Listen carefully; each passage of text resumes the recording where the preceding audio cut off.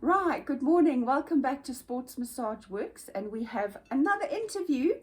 Good morning. This is our Saturday morning coffee and tea going on.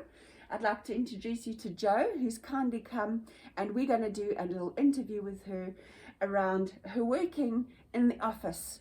A lot of people come because they have neck and back issues, and she's going to talk a little bit around what that has been happening with her at the office. So, Jo, tell us what happens at work. Thank you. Well, it's lovely to be here. Thank you very much, and thank you for the lovely tea. So I'm a secretary, and I work predominantly in the office at a computer, minimum 8 hours, quite often more, especially when I'm working from home. So my work is obviously completely computer based. I'm at the computer every single day. And that obviously means a lot of stress on the neck, the back, the shoulders, and that's where I come to you quite often, is literally sort of the head, the shoulders, headaches, just the stress of working at the computer, staring at a screen all day. And do you ever take time to have breaks and stuff in between? Not very often, I have to admit. Most of my breaks are getting up to make a cup of tea.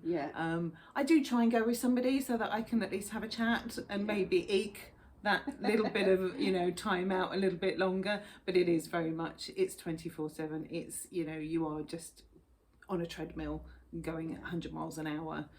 So yeah, breaks aren't a luxury that I have, to be honest. Yeah, I think that's actually quite, for you, those of you that are out there can probably really relate to Jo, because so many of my clients say they will sit at a desk for an extended period of time. And I'm talking like 4 hours in a row on a Zoom call. And it's just like, oh my hat, I don't know how you guys do it. So the massage therapist in me is having heart palpitations because I'm thinking how much stretches you guys need, and you do need the break, and your muscles are going to go stiff and all this type of thing. So in terms of that, if there's any advice that we were going to give you today was around your desk and how it's situated. So for example, not having things too far away. I was explaining to Jo that at one point I was a bit like a tortoise even within my own working environment, and I was sitting here and my head was protracting forward, so I was doing this. And Jo says that she feels the same. So have you found that to be the case when you're working? Very much so. With a lot of companies, they actually have to set you up properly. So they have somebody come in and align where your keyboard is, where your mouse is, how your chair is sat. I haven't had that. Obviously with the pandemic and everything, I haven't had that luxury. Working from home, I haven't had that luxury because I'm working at a dining room table.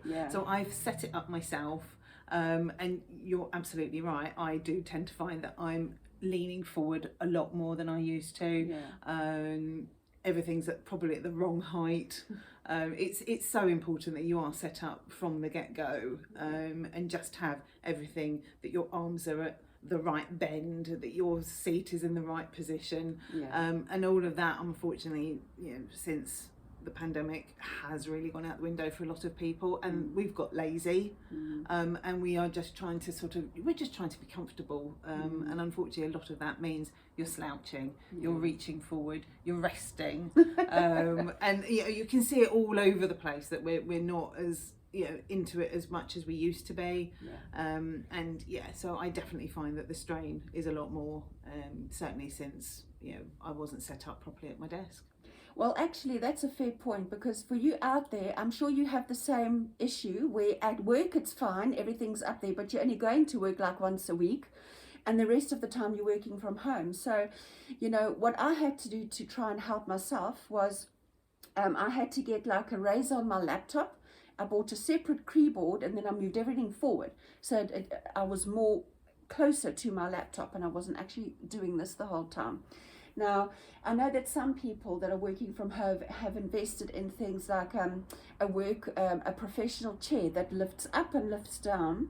So you may want to try and find one on Amazon that isn't too expensive but can do the job.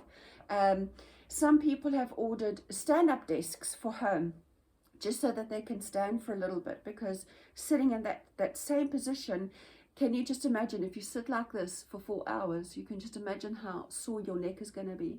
So just to finish off a little bit around, how has the massage helped you in combating and actually managing being at work for that length of time?